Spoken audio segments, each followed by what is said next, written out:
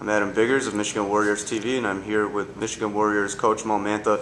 Moe, you guys just got back from Springfield. It was a two-loss weekend against a team that a lot of people, including myself, felt like you guys would be able to hang with. How do you move on from the two losses right now and shift your focus to St. Louis? Well, again, those games are history.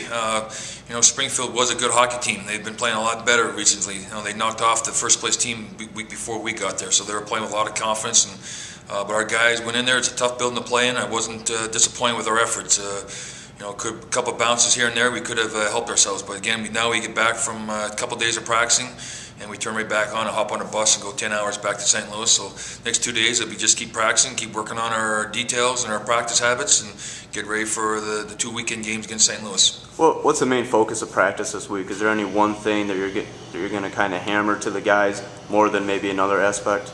No, we're going to keep hammering on our blue line attack, about the offensive zone attack and entering the zone, and then how to be creative to add some more creativity in our cycling. St. Louis has an Olympic sheet of ice, so it's going to be a big sheet of ice, and we're going to have to use that space, and plus we're going to have to work on some different ideas of angling, how we angle without the puck. So that's going to be the emphasis of the next 2 days of practice.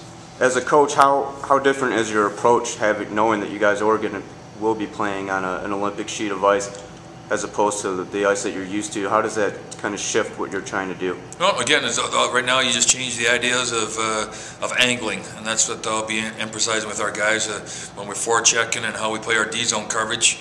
Is that the ice is bigger, and sometimes you can't go way out looking for trouble, because that's when you'll get burnt with that space. So you got to emphasize staying inside our dots and playing tight, how we play tight without the puck in the middle of the ice, and then when we get the puck, how we get wide and attack wide.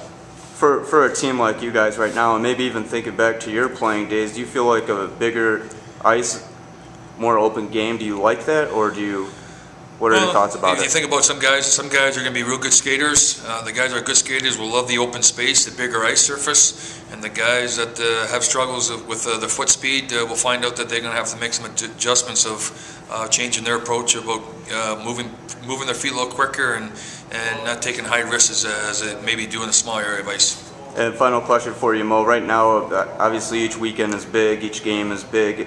You guys are certainly benefited from that hot start right now. What are your thoughts right now, just as far as making the playoff push? Right now, I talked to our team about with 16 games go about how we got to control and not worry about what other people are going to do for us. But I talked about our team that we have to start to trust and start believing that playing as a team, and that's all we can do right now is just make sure we put ourselves in control, how we want to control what we want to do in our destination here.